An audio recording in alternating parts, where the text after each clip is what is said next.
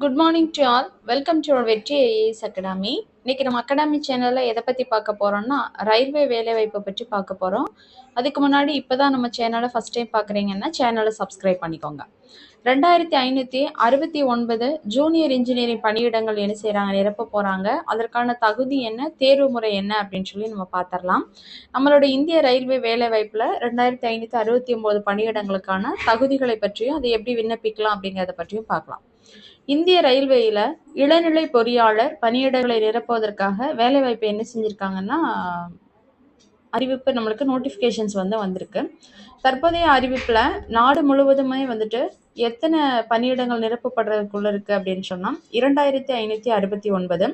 நம்ம சென்னையை தலைமையிடமாக கொண்ட தெற்கு ரயில்வேல எவ்வளோ காலி பணியிடங்கள்னா 160. இந்த பணியிடங்கள் எப்படி நிரப்பப்படுது அப்படின்னு சொன்னால் நேரடி நியமனம் அடிப்படையில் நிரப்பப்பட உள்ளது.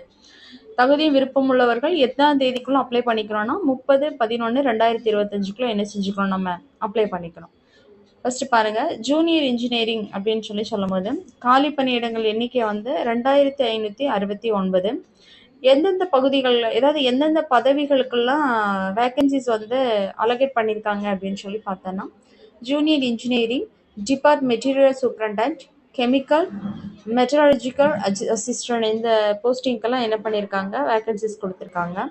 இதற்கான குவாலிஃபிகேஷன் என்ன அப்படின்னு சொல்லி பார்த்தோம் அப்படின்னா, இப்போ இந்த வேக்கன்சிஸ் கொடுத்துருக்கிறதுக்கு ரிலேட்டடான பிரிவுகளில் என்ன செஞ்சுருக்கணும், டிப்ளமோ அல்லது டிகிரி என்ன செஞ்சுருக்கணும், படிச்சிருக்கணும்.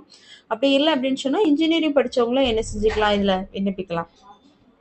சரி, இவங்களுக்கான ஏஜ் லிமிட்டேஷன்ஸ் எவ்வளவு, வயசு எவ்வளோ இருக்கணும் அப்படின்னு சொல்லி பார்த்தீங்கன்னா 1/1/2026 அன்று 18 வயது முதல் 23 வயதிற்குள் என்ன செஞ்சிருக்கணும், இருக்கணும். சரி, எல்லாருக்குமே இந்த ஏஜஸா அப்படின்னு பார்த்தா கிடையாது. இப்போ ஓபிசி பிரிவினருக்கு ஒரு 3 ஆண்டுகள் கொடுக்குறாங்க.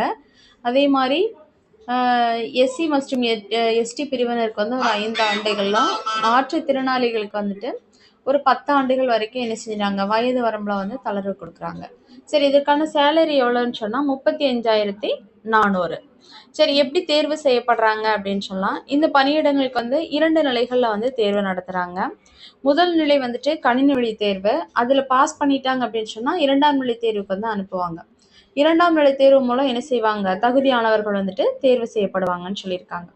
சரி, விண்ணப்பிக்க கூட அப்ளிகேஷன் எப்படி அப்ளை பண்ணணும் அப்படின்னு சொன்னால் கீழே www.rrbchennai.government சொல்லியிருக்காங்களா, இந்த இணையதளத்தின் மூலம் அப்ளை பண்ணிக்கலாம். அப்ளை பண்ணுறதுக்கு லாஸ்ட் டேட் 30/11/2025.